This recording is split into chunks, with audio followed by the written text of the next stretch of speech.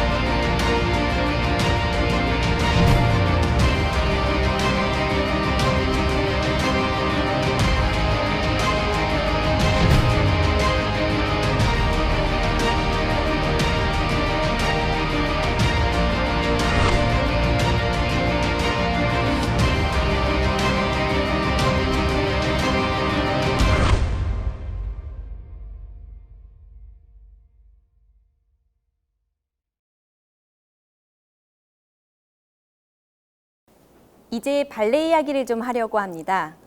발레는 1390년경 이태리에서 시작이 되었는데요. 이후 프랑스로 넘어가면서 루이 14세의 적극적인 지원을 받게 되고 왕립 춤 아카데미가 생겨나면서 이전에는 왕이나 귀족들이 사교적인 목적으로 발레를 춤췄다면 프랑스로 가서는 전문 무용수들이 생겨났고 기본적인 발레가 정립되기 시작합니다. 그래서 발레 용어를 잘 보시면요. 플리에, 바트망, 아라베스크, 크로아제 이런 식으로 불어로 되어 있는데요. 그래서 프랑스에서 만들어진 여러 가지 기본적인 움직임이 지금도 계속 이루어지고 있습니다. 이후 러시아로 가서 발레는 굉장히 기교적이고 기하학적 구도의 멋진 작품들이 많이 만들어집니다. 여러분들이 잘 알고 계시는 백조의 호수, 또 잠자는 숲속의 미녀, 호두깎이 인형 같은 대표적인 러시아의 고전주의 발레가 탄생을 하게 되고요. 이후에 현대무용이 생겨나면서 모던 발레가 생겨납니다. 현대의 움직임이 가미된 그런 움직임.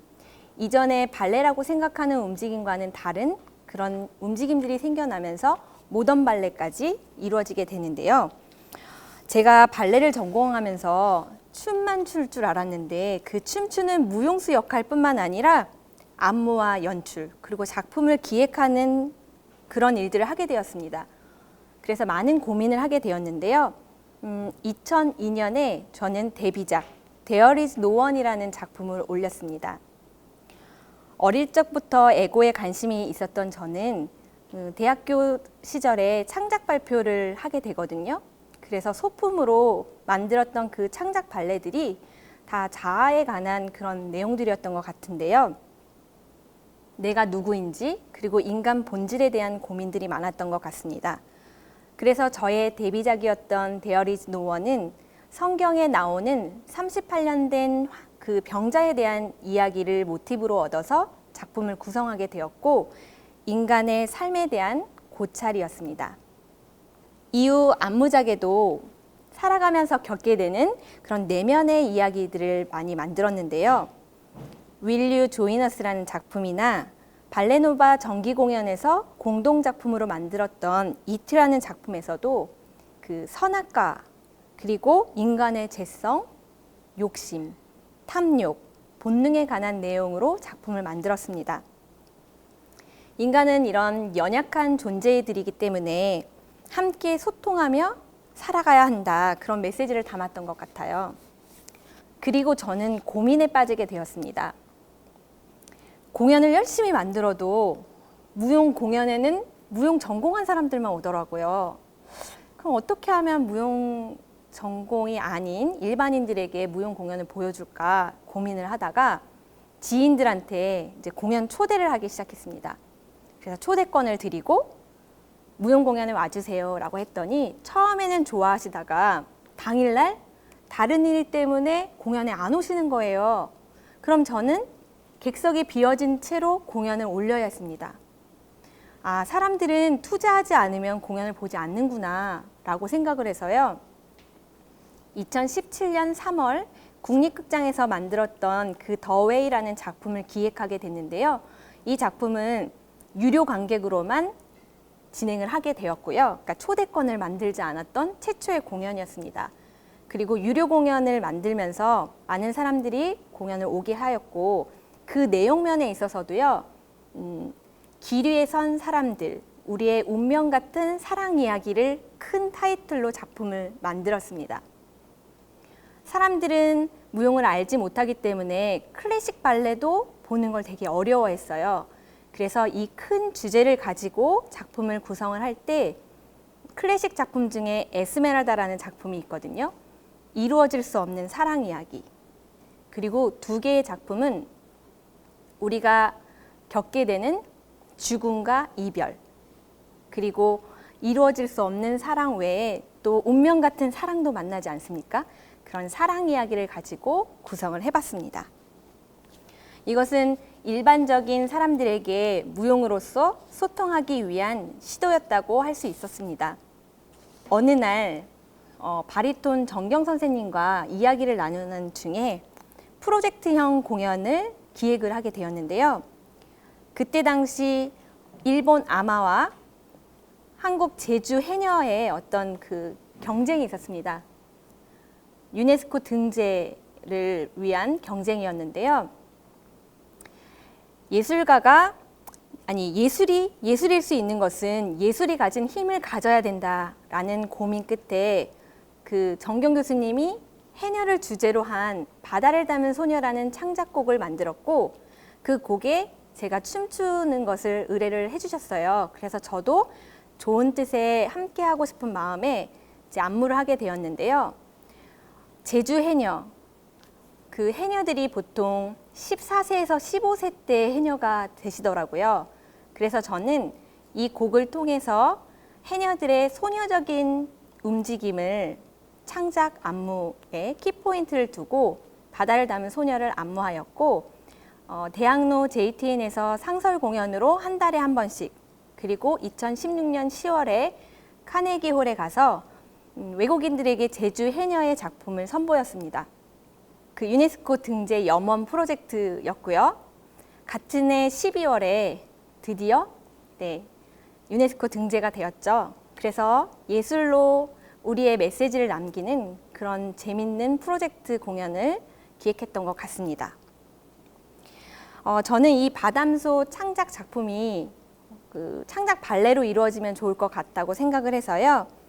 경기문화재단의 후원을 받아서 이 바다를 담은 소녀 창작 발레를 이제 만들기 시작했는데요. 아직 미완성이긴 하지만 이제 쇼케이스를 선보였고, 이렇게 저에게 발레가 소통하는 어떤 도구가 되었습니다. 잠시 여러분들에게 바다를 담은 소녀 음원을 들려드릴 거예요. 음악을 들으시면서 여러분들이 생각하는 해녀의 소녀적인 움직임 한번 상상해 보실까요?